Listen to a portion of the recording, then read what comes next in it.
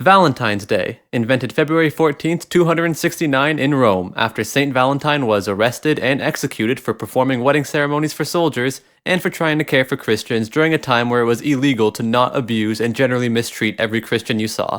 While in prison, Saint Valentine cured a young girl's lifelong blindness. For some reason, apparently this was the only time he did such a thing. I guess he was just sitting in his prison cell practicing his jutsu hand signs and accidentally stumbled across the console command for remove blindness. After doing this, he helped her learn to read by writing her a series of letters, signing off each one with, "Your Valentine." A couple centuries later, the Catholic Church decided to celebrate Saint Valentine by dedicating a day about romantic love to him, resulting in Valentine's Day, where people exchange gifts, sexual favors, and of course, letters with each other. If you ask me, this whole romantic love theme taints the original story, turning it from a wholesome tale of a kind old man aiding a young girl into a disturbingly complex tale of grooming that you'd likely see as the focus of a Netflix documentary.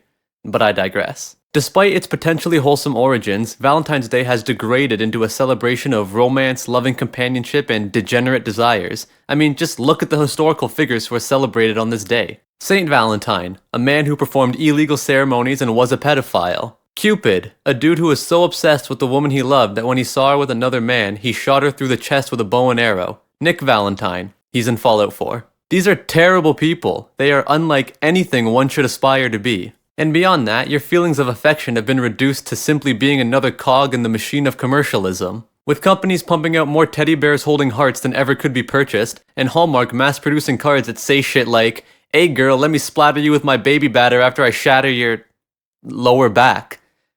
I couldn't think of another rhyme. This is why I was fired from Hallmark. But if you wish to participate in this celebration of disgusting love, I guess the least I can do is provide you with one piece of advice. Valentine's Day isn't just for lovers. It's also for bitter, lonely single people who wish they had a lover, like you and me. So fellas, how do you know what to get for the girl that you think of when you masturbate? Well, you could get to know her better and learn what her interests are. A simple and straightforward, although terrifying option. But I'll let you in on a secret. A method that's way more simple, although still a bit terrifying, but in a different way. All it requires is a little bit of cooperation with a group of people I've talked about on this channel before.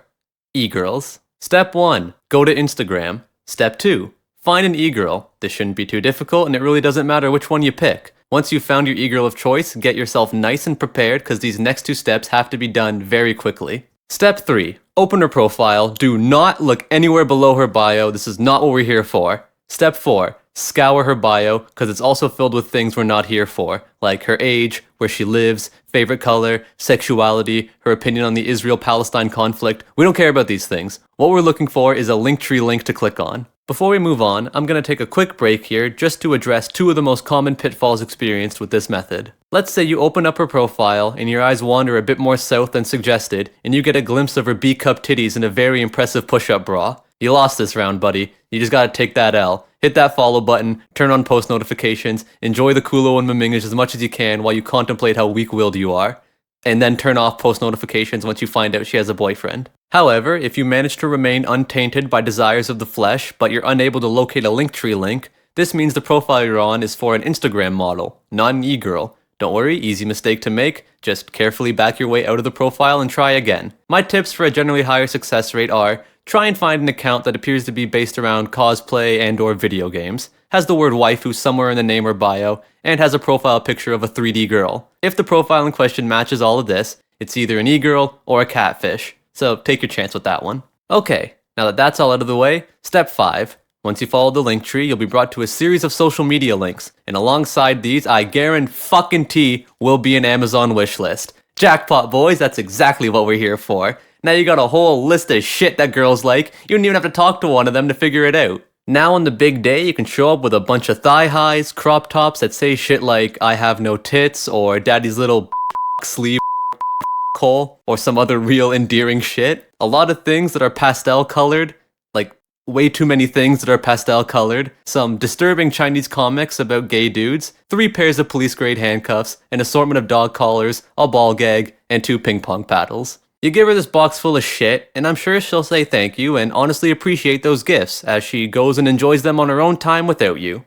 Well, that's kinda shitty. What, did you learn nothing from St. Valentine's story? He did all those nice things for people, and what was his reward in the end? An excruciatingly painful death, and then being accused of being a pedophile by some dumbass on YouTube almost 2 millennia later. So the moral of Valentine's Day is that you shouldn't do nice things because you want to be rewarded. You should do nice things because they're nice things to do. No, the moral is don't do nice things. Oh yeah, that makes sense. And now a few words from some of my patrons.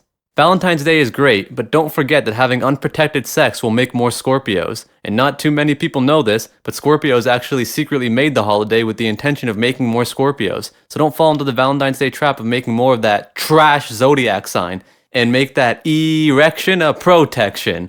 Also, don't do drugs. So there's one time a friend and me were sneaking out of my uncle's basement when all of a sudden my friend said to me, "Hey, it's Valentine's Day, what'd you get your girlfriend?"